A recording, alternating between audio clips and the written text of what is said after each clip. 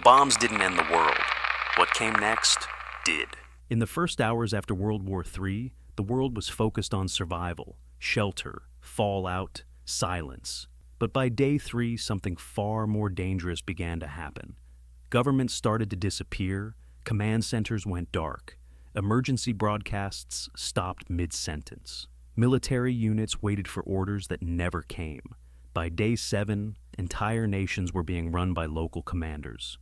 Or by no one at all. This is not a story about missiles.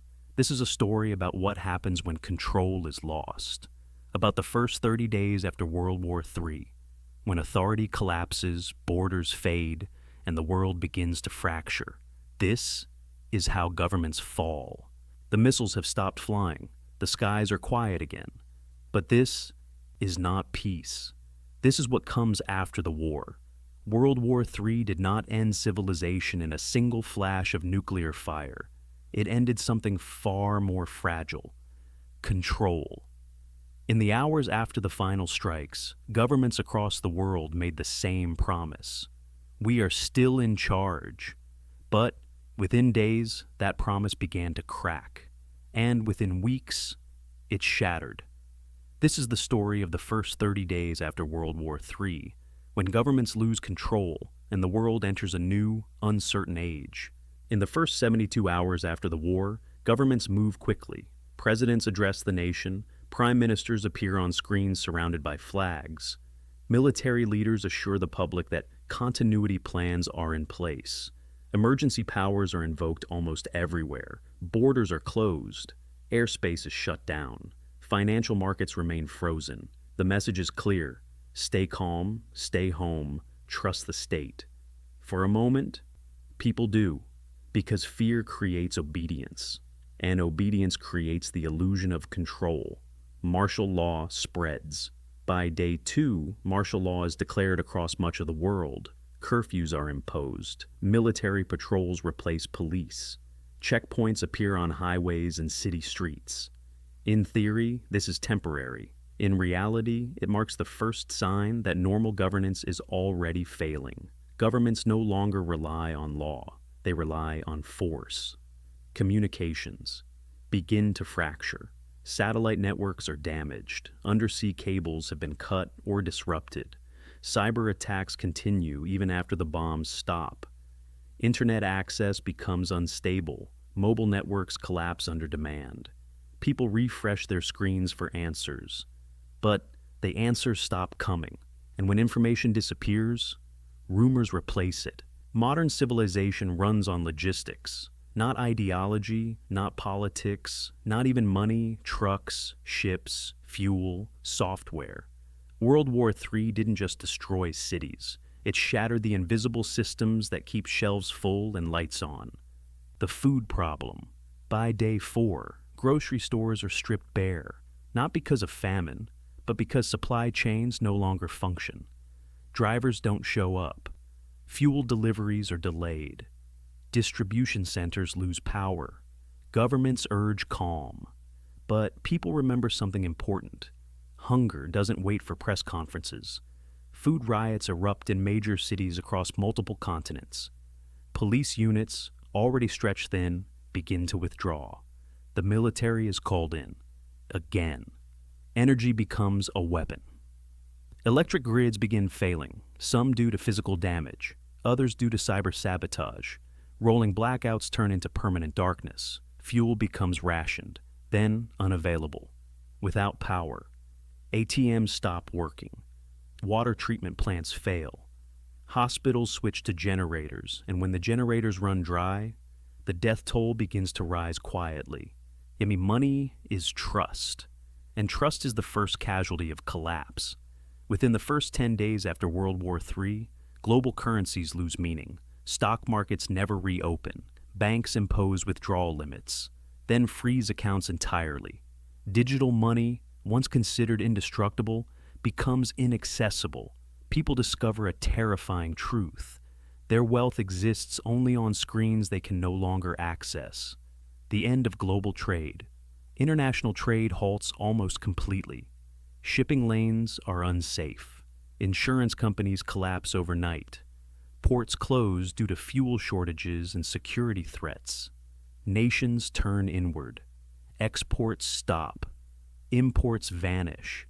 The global economy fractures into isolated fragments, each country for itself. By the second week, cracks appear at the top. Not all governments fail at once. Some hold, others don't. Central authority weakens. In several nations, regional governments stop responding to national commands. Governors refuse orders. Local officials take control of resources. Military units answer to regional commanders instead of capitals. This is not rebellion, it is survival. Power follows food, fuel, and weapons. And those are no longer centralized. The military dilemma. Armed forces face a choice: protect the state or protect their families. Desertions rise, units fragment. Some remain loyal, others become local power brokers. In some regions, the army becomes the government. In others, it disappears entirely. When governments lose control, something always replaces them. Not democracy, not order, power. Local authorities. Takeover city councils, mayors, and even neighborhood groups begin enforcing their own rules. Checkpoints appear, not run by police, but by civilians with weapons. Barter systems replace currency. Food becomes law. Fuel becomes authority. Criminal networks? Expand. Organized crime flourishes. Smuggling routes reopen. Black markets dominate.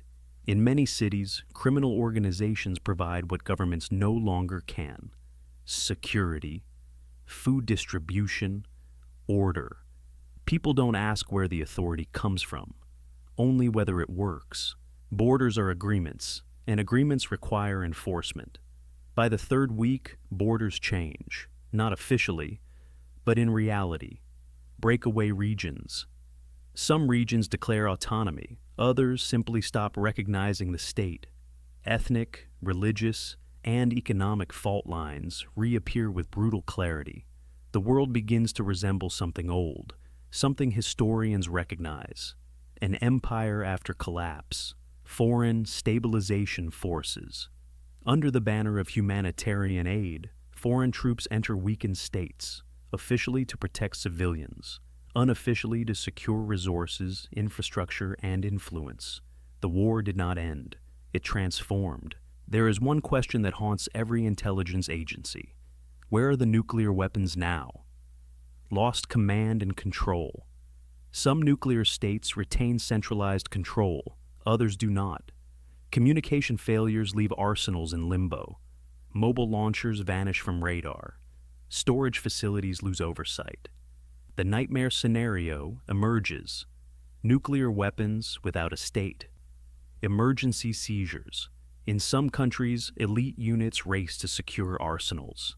In others, rival factions fight for control. The fear is no longer global annihilation. It is regional catastrophe. One weapon, one city, one mistake. 30 days after World War III, the world has not ended, but it is unrecognizable. What still exists? Some governments survive, smaller, weaker, but intact. Some alliances remain, regional, pragmatic, temporary. Technology persists, unevenly, locally, imperfectly. Humanity adapts, it always does. What is gone? Forever. The globalized world is dead. The belief in permanent stability is gone. Trust in institutions has collapsed. And the idea that history was over has been violently disproven.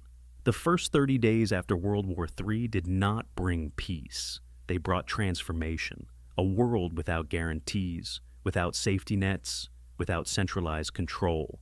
What comes next will not be decided by treaties, but by people, communities, and the choices they make when no one is watching. This was only the beginning, because when governments lose control, history does not stop, it accelerates.